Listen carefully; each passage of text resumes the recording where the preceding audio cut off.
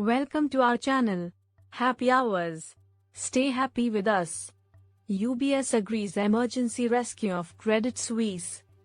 UBS agreed to buy its smaller rival for $3.3 billion in a share deal over a weekend of discussions before Asian markets opened. In a government-brokered settlement with financial safeguards, UBS emerged as a rare victor in Credit Suisse's crisis. Over a weekend of tense negotiations, the company agreed to buy its smaller rival for $3.3 billion in a share deal with some beneficiaries and losers. UBS's CEO, Ralph Hammers, emerges as the winner with the bank's investments increasing to $5 trillion and receiving a waiver to preserve Credit Suisse's Swiss operation. Many experts believe UBS paid less than triple the worth of the entire firm for the operation. The new ING Group NV executive, Ralph Hammers and team, must decide on which businesses and individuals to keep, change or eliminate.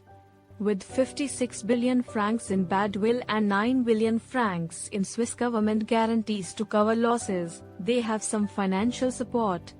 The company also has access to a large liquidity line from the central bank.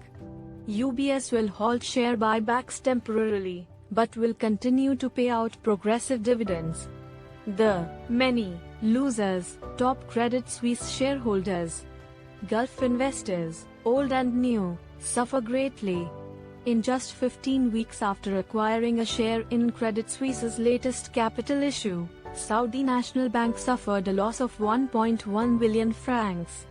This swift investment demise came as a surprise, since it became the largest shareholder just months ago expecting positive benefits.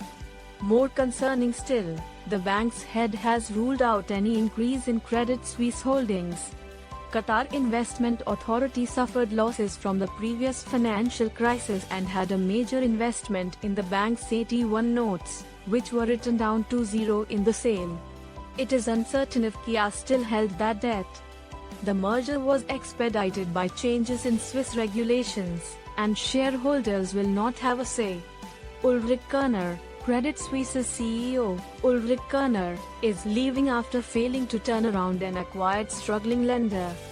Despite implementing a risk reduction strategy and focusing on wealth management, the bank couldn't recover from a confidence crisis that saw billions lost.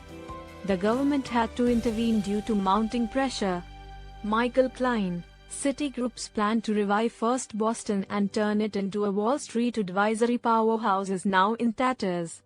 Michael Klein, who leads CSFB, was selling his advisory shop to Credit Suisse for $210 million, but the bank's fortunes have plummeted.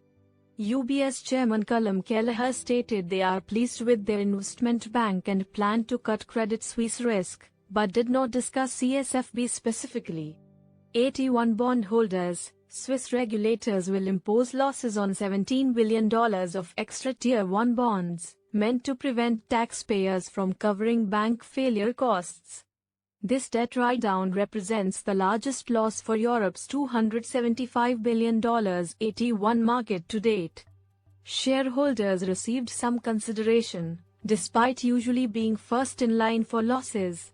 Swiss regulators, during the financial crisis, FINMA saw a systemically significant bank, UBS, rescued by the Swiss government, who offered billions in guarantees while the central bank provided liquidity, putting taxpayers at risk.